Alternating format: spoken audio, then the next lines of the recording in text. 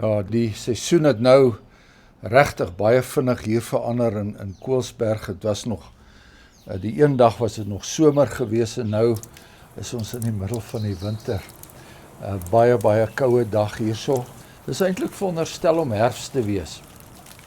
'n maand of wat gelede het ons nog gekla oor die hitte en nou kla ons alweer oor die koue.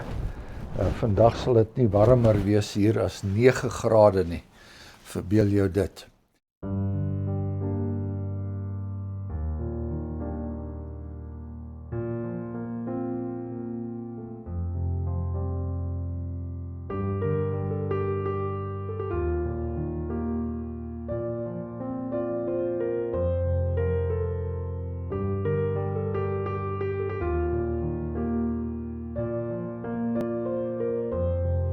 Maar daar is tog 'n groot troos in die seisoene wat verander.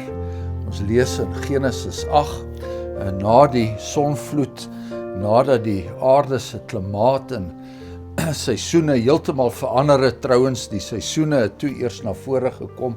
Het ons daai pragtige belofte in Genesis 8, dat die Here het ook daar die reënboog gegee as 'n vaste teken dat God nie sommer weer hierdie aarde deur 'n vloed sal laat ondergaan nie, maar ook dat daar reëlmaat sal wees in die verandering van seisoene, somer en winter, herfs en lente.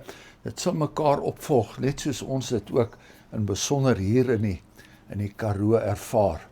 En dit in sigself is 'n teken van God se standvastigheid. Die feit dat die Here hierdie skepping onderhou en dat hy ook in ons eie lewens, dat hy ook daar 'n rol speel.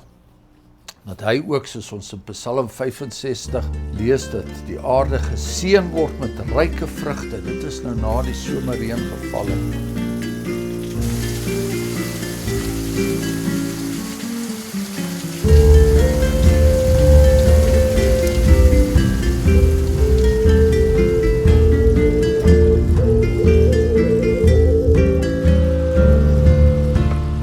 Maar dan ook, soos ons weer lees in Psalm 147, dat daar koue oor hierdie aarde kom en dat niks dit sal kan weerstaan nie.